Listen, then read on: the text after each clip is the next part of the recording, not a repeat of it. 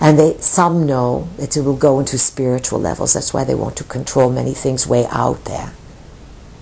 But you cannot control gamma rays. You cannot control spirit. It's everywhere. It's in everything. And it's time now to be. So deal with the details of your lives as best you can. Follow your conscience and realize whether you fill it out or not. The system's such a jumble that the plans these people have to do this and this, they're all in disarray. Because people run these plans. Do you understand this? And people are getting more and more functionally insane. It's not like you have organized, methodical people planning all this stuff. It's one hand doesn't know what the other one's doing. Who has a comment?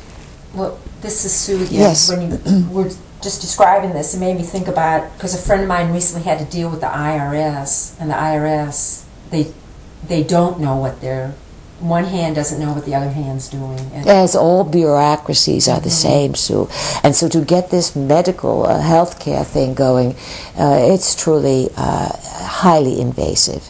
It's being sold as helping certain people, but you watch and you just watch. Just watch. It's going to be a very interesting event. And of course, here it is, a few weeks, Saturn's going back into the sign of health, Virgo.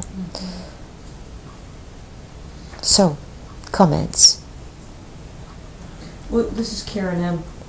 And just what we're speaking of made me think of another area where they're clamping down or attempting to and create different scenarios. The Supreme Court passed that law where it was, I believe it was called Citizen Speak versus the Federal Election Committee, and now they want to consider businesses like an actual person, so a business, can have an interest in voting. I mean, it's very polluted. Well, not voting, but the business can then support any candidate and pay all kinds of money, so that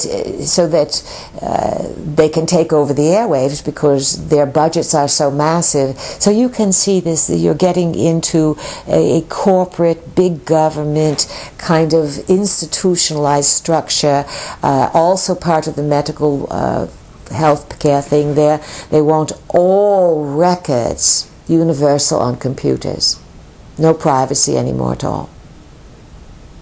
All data about you available on all computers. This is quite extreme.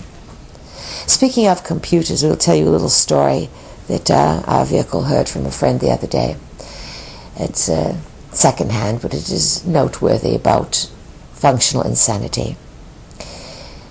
The story goes like this. A lady said, I lost my strawberry patch last night. The friend said, you did? I didn't know you had a strawberry patch. What happened? She said, oh, I forgot to go online to my online farm, and my strawberries, somehow she lost them, whether they got hit by a frost or something, whatever. And comes to find out this is a place called Farmville. So when our vehicle heard this story, she said, goodness gracious, this is a person who is living totally vicariously. Rather than doing real things in the real world, she is completely invested in a farm, and she is invested in another world called a cafe, where she has to go and cook supper every night online at a cafe and pay money to do these things, and then real things happen there, and these are games that people play. Where do you think these people are headed? Cuckoo. Yes, Cuckooville. This is quite astounding, isn't it? Or have you all heard of this before? This is Nan. Yes, Nan. It's kind of living in the virtual world. Yes, it's living in the virtual world. There's so much boredom and fear of the real world that people are now.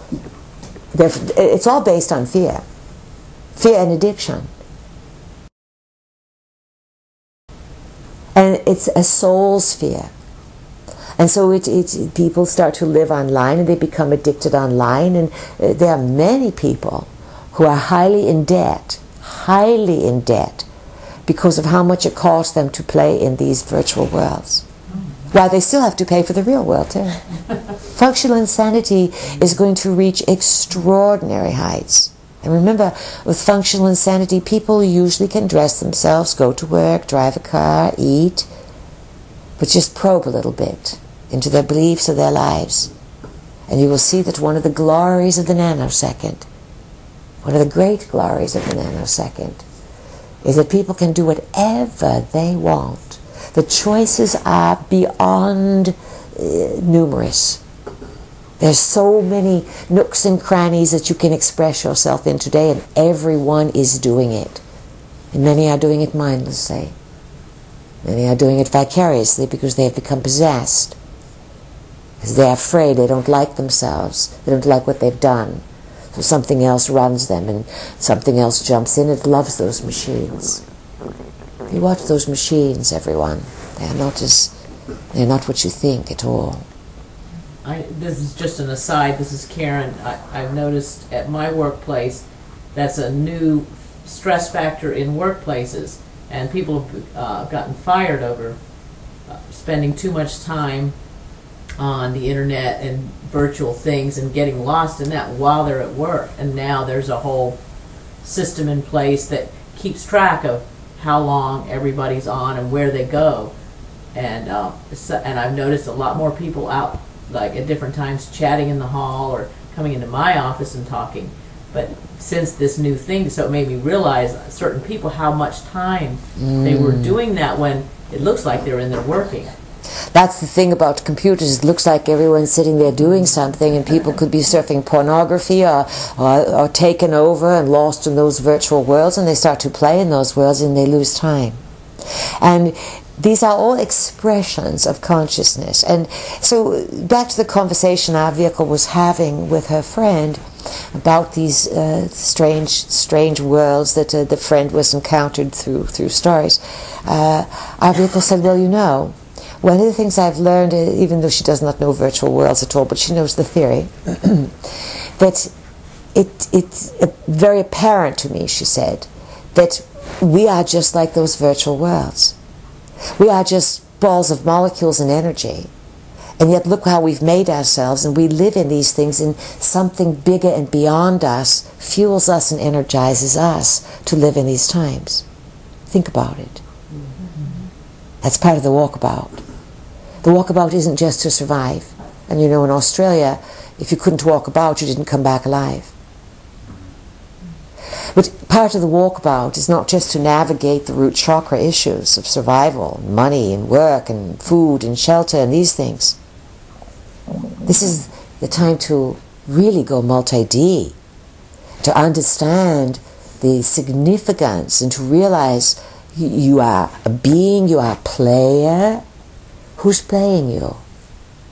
How much dialogue do you have, interactive, with the being that perhaps fuels you, as those people sit at computers and fuel their little characters, their avatars? Something to think about. Karen M., did you have anything else you wanted to add to that, or? Oh, well, you know, just contemplating what what we've been talking about all evening, and the walkabout, and this. I like that this is the test. I really like that. This is the test. Yes. You know, we're in the test. Well, you know, I start thinking about trust, and I've been able to use trust to really make myself move ahead in lots of different areas, because I started listening to myself and really paying, this a while ago, really paying attention.